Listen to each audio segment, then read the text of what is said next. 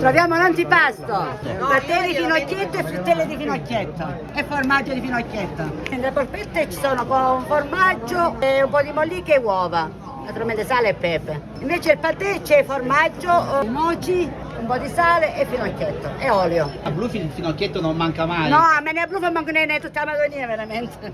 Pasta con il finocchietto, ora vi racconto gli ingredienti. C'è il finocchietto che è la base di questa pasta, poi abbiamo pomodoro di Cassarò, questo tutto biologico, l'aglio verde e cipollette verdi fatte a pezzettine, dopodiché si passa alla cottura. Prima dobbiamo sciogliere il finocchio, poi aggiungiamo piano piano, poi lo lasciamo la sera 12 ore nelle pentole.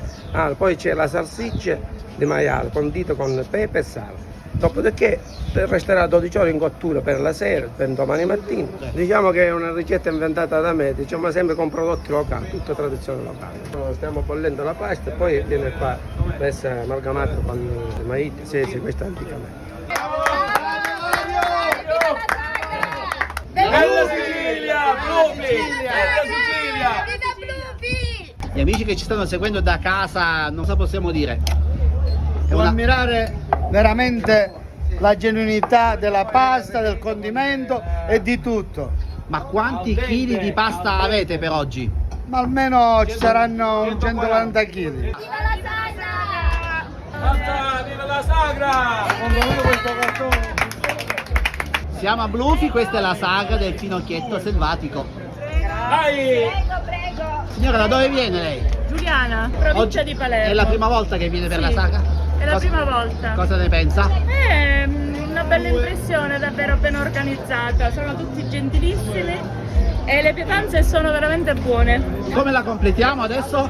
Con la mollica atturrata. Qua per chiudere bene. Questo è vino locale? Vino locale, sì. Rigorosamente vino rosso. Vino rosso, la pasta e la salsiccia. Questa è la 9ª edizione intanto della Sagra del Finocchietto Selvatico, promossa dalla Proloco, che è una delle diverse associazioni locali di questo comune.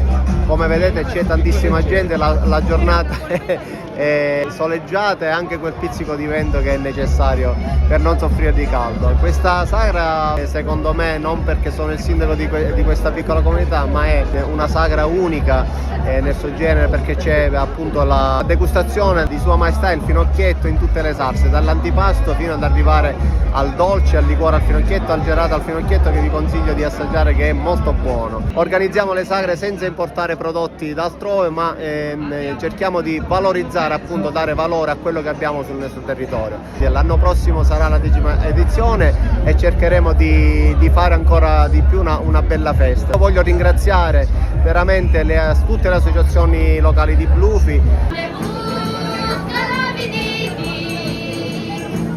E oggi anche l'amaro al finocchietto a Blufi. Visto la sagra del finocchietto a Blufi, abbiamo il liquore al finocchietto selvatico, 100% bio. Non solo l'amaro, ma abbiamo le mandorle aromatizzate al finocchietto selvatico. Come potete vedere, solo esclusivamente finocchietto selvatico.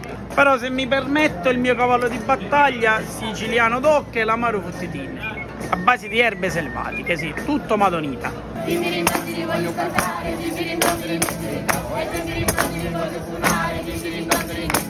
Sensazione bellissima è vedere il nostro paese così pieno e dopo tanti sacrifici è la cosa più bella e passano tutte le stanchezze.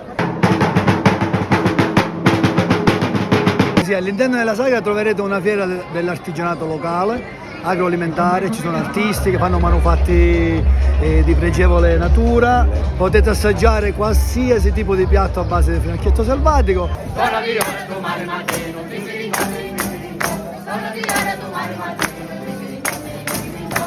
Non manca nulla, soprattutto non mancano i prodotti del territorio, e quello che noi miriamo a valorizzare è il comprensorio e l'artigianato, come diceva poco fa il Presidente del Consiglio. Questo perché sia parte integrante di una comunità dove Blufi si riconosce nelle Madonie, perché noi siamo un unico territorio e miriamo a valorizzare tutto quello che ci circonda.